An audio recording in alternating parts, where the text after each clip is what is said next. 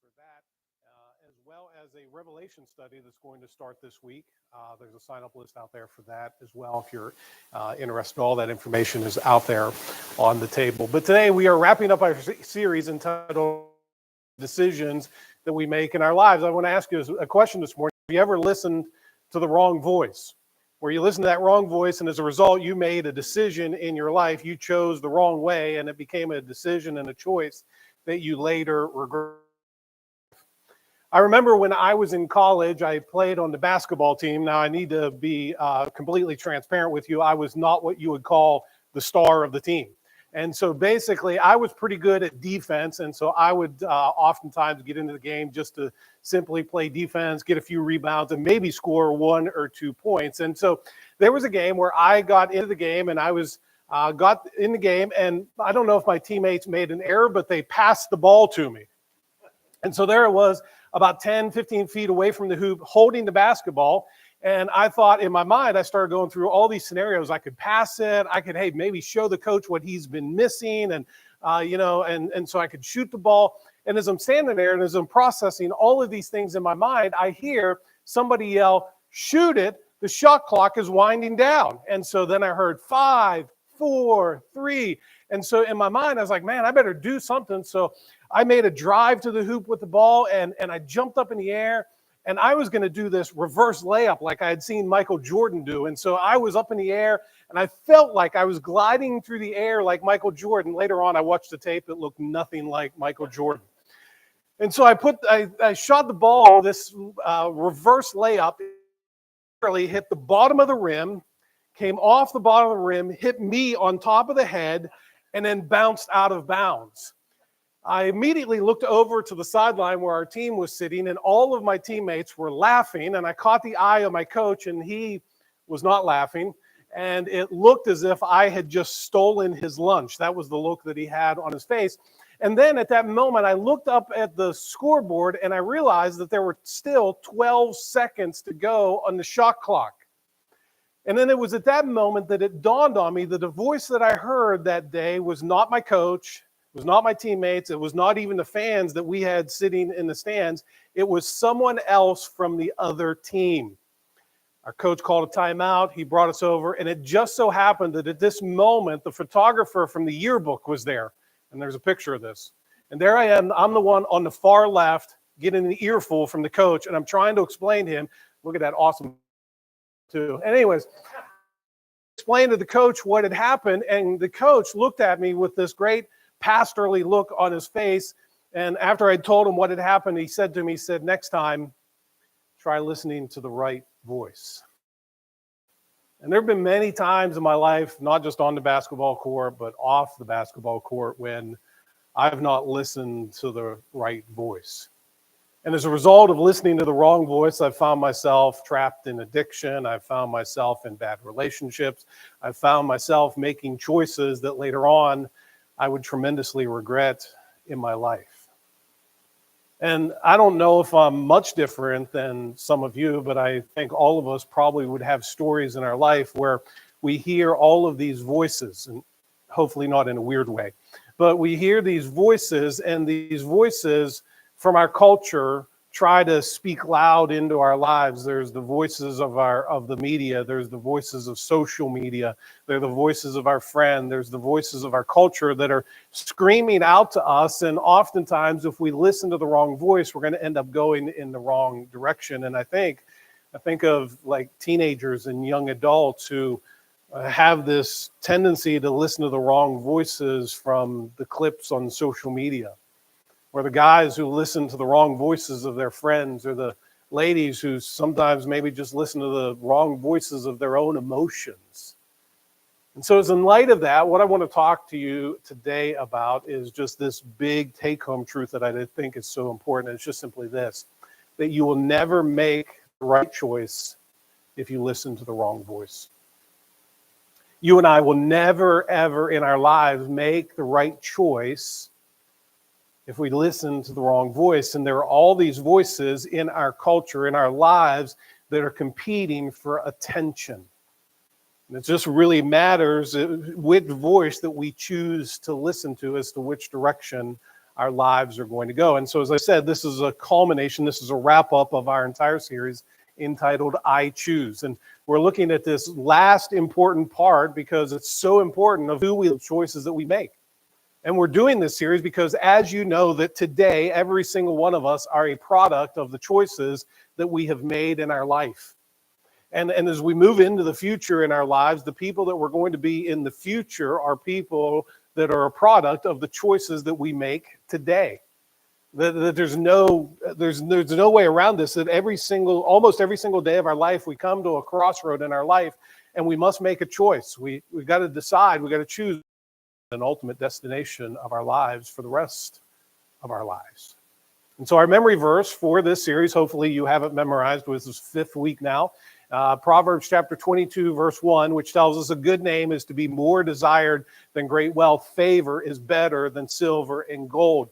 Being a person of character, a person of integrity, a person of faith is something to be more desired than to have great wealth. And the truth is that we don't just simply drift into becoming those types of people. We choose our way there. And making those right choices to be the people of character, the people of integrity, the people of faith as we move forward in our lives. So just to wrap this up, review, for those of you who haven't been here or everyone else who just forgot everything that we've talked about to this point. And so we started in week 1, Genesis, and we saw Cain and Abel, and we saw there that you were made by the choices that you make. It's the whole theme of this series, that we are made by the choices we make. Lives of Cain and Abel and the choices that they made, and you can either choose testimony or tragedy.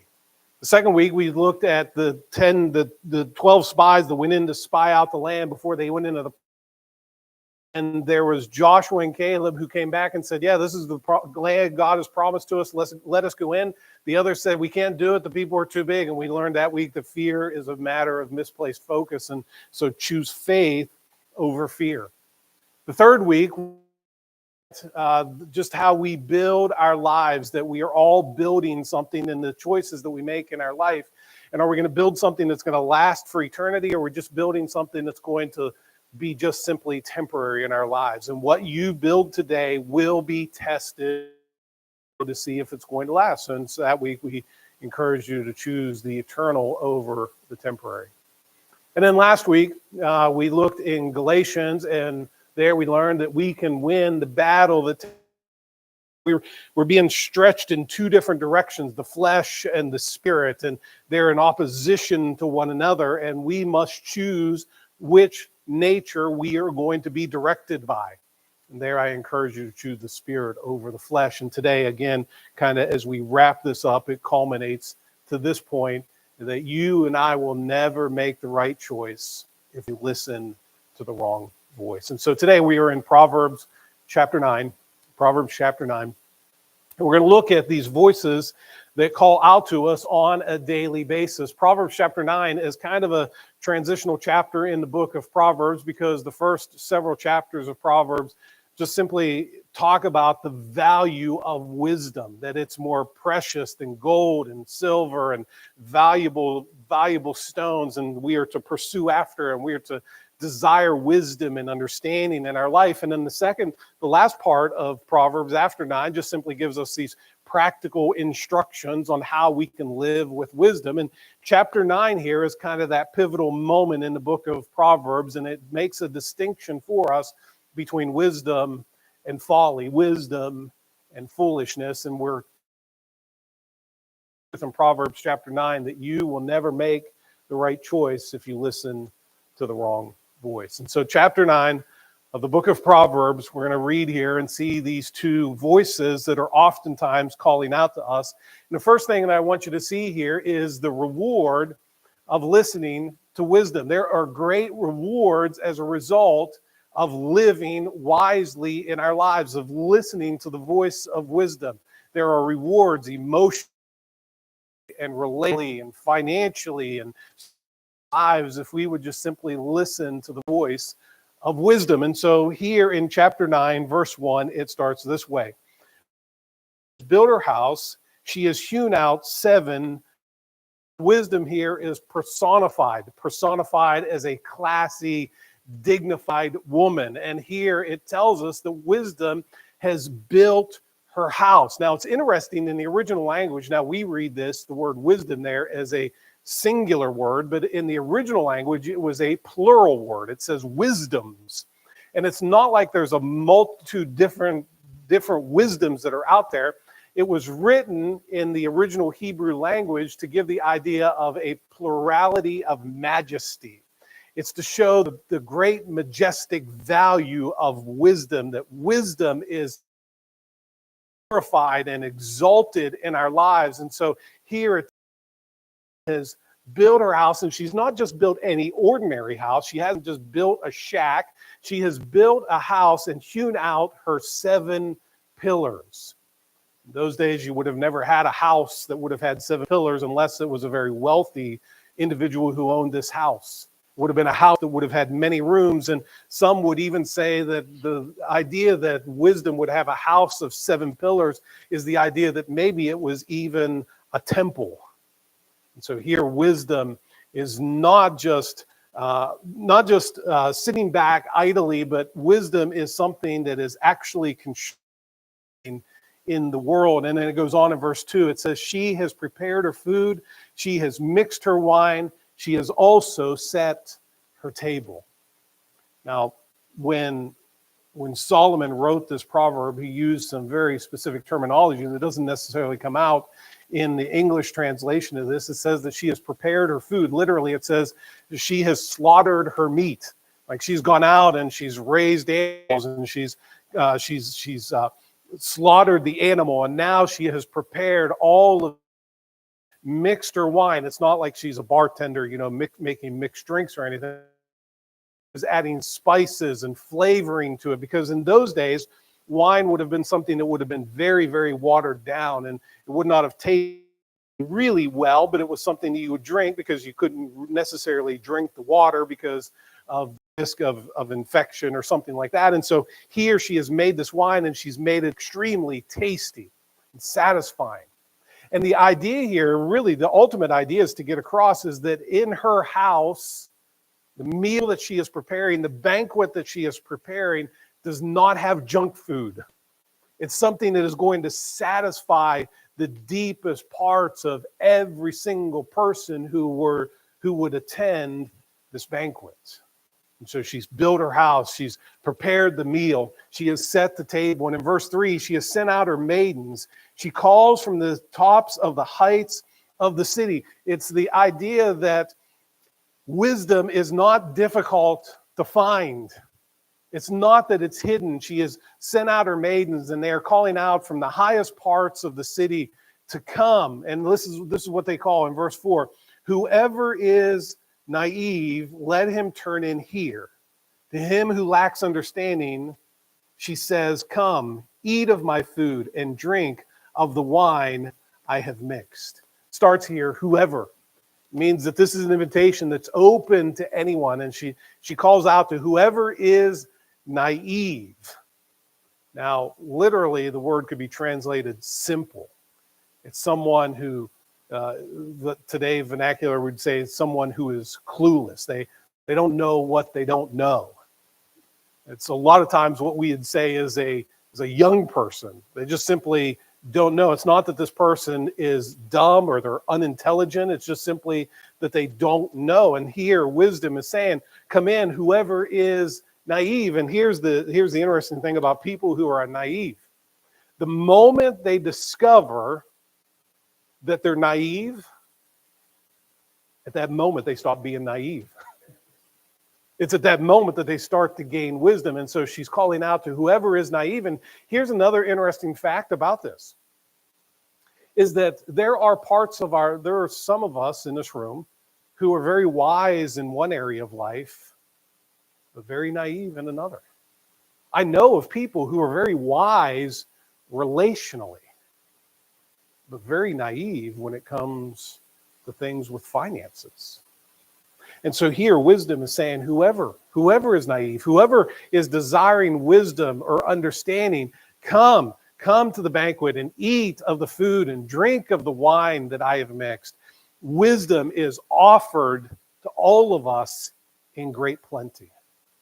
That's why the book of James would tell us, whoever lacks wisdom, let him ask of God, who gives to all men generously and without reproach. And so here she is making this call to all who would listen. And then in verse 6, it tells us, forsake your folly and live and proceed in the way of understanding. One of my favorite quotes that I share when it comes to wisdom is just simply this: when wisdom is found, life will abound. When we begin to live with wisdom, we experience the blessings of that. And here it tells us, forsake your folly and live and proceed in the way of understanding. That when wisdom is found, life will abound. But here, look, wisdom is saying there must be a change. You've got to forsake it. In the previous verse, it says, whoever is naive, let him turn in here. It's the idea like we have to make a sacrifice in order to achieve wisdom. We've got to stop going the direction that we've been going, and we've got to turn and seek wisdom and come in and turn into wisdom. Because the truth is, you will never make the right choice if you listen to the wrong voice. And here we're told that there are great rewards that come from wisdom. But at the end of the chapter, I just want to jump down to chapter 13, because here Solomon gave a great dichotomy between these two. And what we see here next is the results of listening to folly. There's a great reward as a result of listening to wisdom, and there are natural results. There's natural consequences that happen in our life for listening to the voice of folly. We're going to make choices that later on, eventually, we're going to regret in our lives if we continue to listen to the voice of folly. And so in verse 13, it tells us this: the woman of folly is boisterous.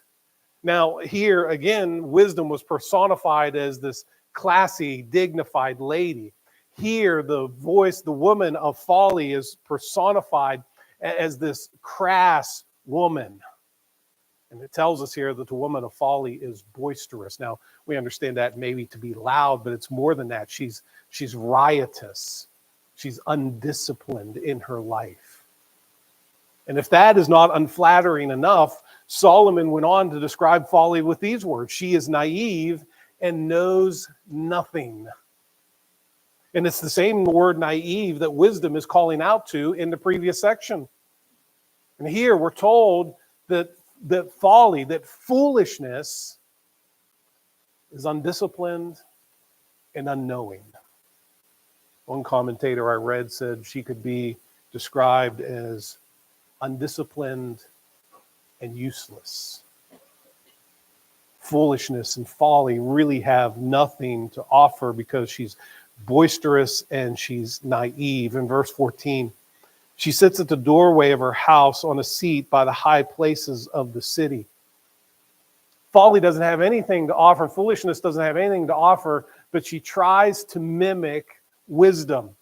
And just as wisdom calls out from the highest points of the city, here too, foolishness sits in her doorway of her house and on the seat of the high places. She is calling out as well. And look at what she calls out. Verse 15, calling out to those who pass by, who are making their paths straight. It's the idea that it's foolishness calls out to those who are kind of minding their own business, who maybe are doing the right thing. And foolishness doesn't have to call out to the people who are being foolish. You know why? Because they're already foolish. And so foolishness always calls out to those who are doing the right thing, going in the right direction, minding their own business. And in verse 16, look at this. The words that she uses is the exact same words of wisdom. Calling out to all those who pass by, making their path straight. Whoever is naive, let him turn in here. This is where it gets difficult. Because wisdom and foolishness oftentimes sound exactly alike. However, the differences are stark. And verse 16 goes on, whoever is naive, let him turn in here. And to him who lacks understanding, she says, stolen water is sweet, and bread eaten in secret is pleasant. Can you see the difference here? Wisdom has prepared her meal. She set the table. Here it tells us the foolishness is providing water that is stolen and food, bread that is eaten in secret. And it is true, right? I mean, the things that are stolen, the things that nobody knows about, to some degree are kind of sweet to our fallen nature. And so she calls out, and then listen to the end result here. But he does not know that the dead are there, that her guests are in the depths of Sheol. He told us at the beginning that wisdom, if you will heed the call of wisdom, there is life. If you heed the call of foolishness, there is death. And those of us who have lived long enough understand the reality of that statement. Because there are times that you and I have listened to the foolish voices in our life, and as a result, it may have brought death to a relationship. It may have brought death to a dream. It may have brought death to a testimony that you once had. And here they are, there are wisdom and there is folly, and they are both shouting out and calling whoever will come in. Here's the interesting thing that I find here. It tells us that folly is boisterous. Oftentimes the foolish voices in the world are the loudest. Oftentimes the foolish voices in the world are the ones that are most easily accessible. Oftentimes the foolish voices in life are the ones that are most seductive to us. But the point here in this whole passage is this, is that you and I will never make the right choice if we listen to the wrong voice. And I just want you to think about how we have gone through this series. Cain and Abel, and the voices that they ultimately listened to. You go to Joshua and Caleb and the 10 other spies and the voices that they listened to. You can get to the people who are building their lives on gold, silver, precious stones, and those who are building with wood, hay, and straw. What voices are they listening to? The people who live in the flesh and those who live in the spirit, what voices are they listening to? And the voices that we listen to are going to determine ultimately the choices that we make in our life. And so the question that I want to ask you today, because this is true, the question I want to ask you today is this. The question I want you to ask is this. What is wise for me? What is wise for me? Because here is the reality. Wise people understand this. That just because something's not wrong doesn't necessarily mean it's wise. The foolish person lives saying, oh, well, if there's nothing wrong with that, then it must be okay for me. But the wise person can step back and say, just because it's not right doesn't mean it's all right. What's the wise thing for me? And so as you ask this question, I think it's important to ask it from three different perspectives. The first perspective, it concerns our past. In light of my past experiences, what's the wise thing for me? Because the truth is, as I've said already, as I've said throughout this entire series, that today we are a product of the choices that we've made in our past. And in light of our past choices, we are predisposed to making unwise choices in the present.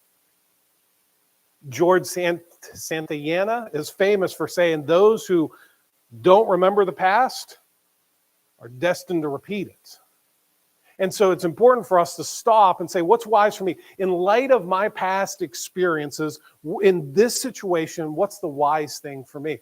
Listen, I know that there are places that I cannot go because of my past experiences. Because it's just not wise for me. It's not that they're wrong, it's just not wise for me. There are things that I cannot consume in my life because of my past experiences. And it's not that they're wrong, it's just that it's not wise for me. There are certain types of people that I cannot have prolonged conversations with because of my past experiences, not because it's wrong, but because for me, it's just not wise. And here's where it really gets difficult. What's unwise for me may not necessarily be unwise for you.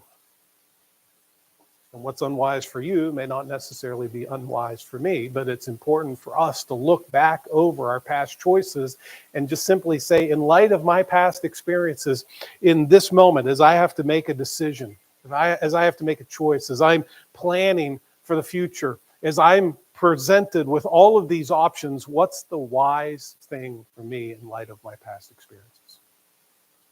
Second thing, in light of my present circumstances, what is wise for me? All right, in light of this stage in my life, in light of the emotions that I'm feeling, in light of the state of mind that I currently have, what's wise for me? What's wise for me in this moment? Listen, if you know that, hey, my relationship with my spouse is kind of not going well, it may not be wise to connect with that person on social media. Not that it's wrong, it's just maybe it's not wise. So think about it. In light of the fact that we have a young family at home and I'm offered this promotion that's going to keep me away from home for extended periods of time, is it wise for me to take the promotion in light of my present circumstances? Just ask those questions. In light of my present circumstances, what's wise for me? And then finally, in light of my future plans, what is wise for me? We all have this vision where we want to see ourselves in 1 year, 2 year, 5 year, 10 years down the road. And in light of those plans, what's wise for me today? You know, maybe you have plans and hopes to buy a house or to start a business. It may not be wise to buy a $60,000 F-150 today. Not that it's wrong, unless you're a Chevy guy, okay, but it just may not be wise. Okay, you maybe you're a student. You're like, hey, I want to pass this test this week, but my friends are asking me to go out with them. Not that it's wrong to go out with them, but maybe in light of what you hope to do, it may just not be wise. And so, in light of my past, in light of my present, in light of my future, what is wise for me? Here's where it really gets difficult. As we saw in our text, wisdom and folly oftentimes sound so much alike. So how do we discern that? Well, the beauty is Solomon gave the key to this in the middle of Proverbs chapter 9. And in verse number 10, Solomon wrote these words: "The fear of the Lord is the beginning of wisdom, and the knowledge of the Holy One is understanding." He says, if you want to discern between wisdom and folly that are calling out to you and being able to discern which one to choose, he said it all starts right here. Fear the Lord. Now that word fear does not mean we sit back in terror and we're biting our fingernails, worried about what's going to happen. Fear the Lord can really be defined by two terms. Okay, number one is recognize. You're going to recognize God's authority. And it's not just simply recognizing that God is powerful and God is wise. It's more than that. Fearing the Lord means that I recognize that He is God and I am not.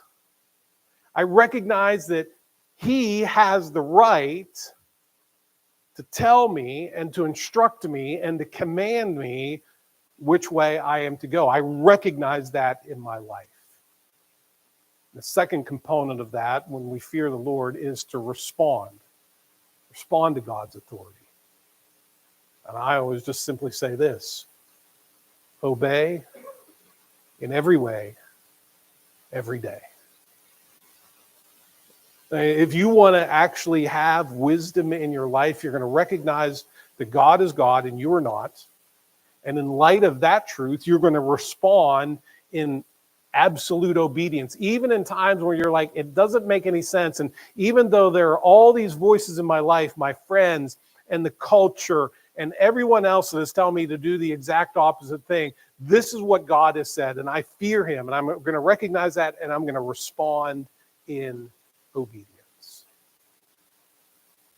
The fear of the Lord is the beginning of wisdom. There are voices that are calling out, and you and I will never make the right choice if we listen to the wrong voice. Which voice are you listening to? Imagine what it could be like to actually seek wisdom on the front end as opposed to the back end. Here's what I mean by that.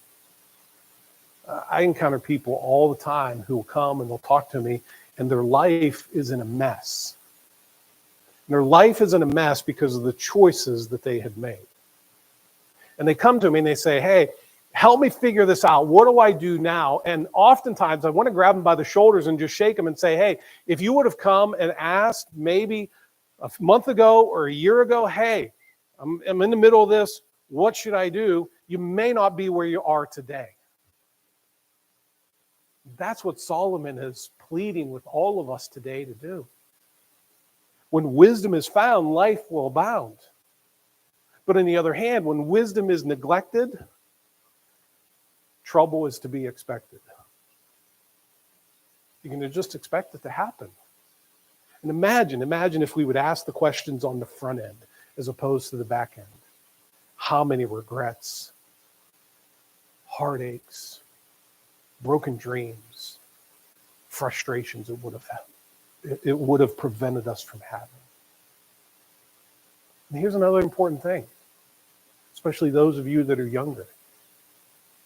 God has placed people in your life who fear the Lord, that have tremendous wealth of wisdom. Ask them. Ask them, what is the wise thing? Help me figure this out. What do you think is the wise thing for me? And I don't think we ever outgrow this. Just a few weeks ago, I had to make a choice. And it was a choice where I didn't know what I should do in that instance.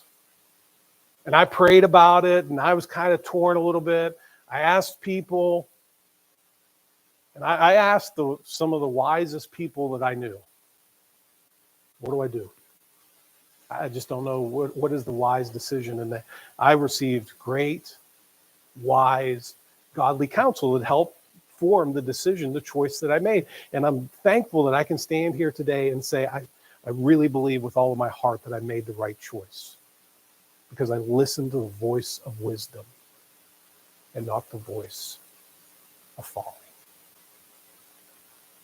You'll never make the right choice if you listen to the wrong voice. So start and fear the Lord. And you will be glad that you did. So today as we wrap this up, I choose wisdom over folly. And I pray you do too. Father, we thank you today for your word. Thank you for the wisdom that it contains. I pray for all of us here this morning, and I pray as we have ultimately decisions, choices that we must make in our lives, I pray for wisdom. Pray that we would be people who will seek out wisdom, seek your wisdom, seek the wisdom of other godly people, ultimately so that we will make the right choice. And so I pray that you would empower us, equip us to be people who listen to the right voice and ultimately make the right choice. And so we thank you and look forward to how you're going to work in us and through us for your name's sake. And it's in Jesus' name we pray. Amen.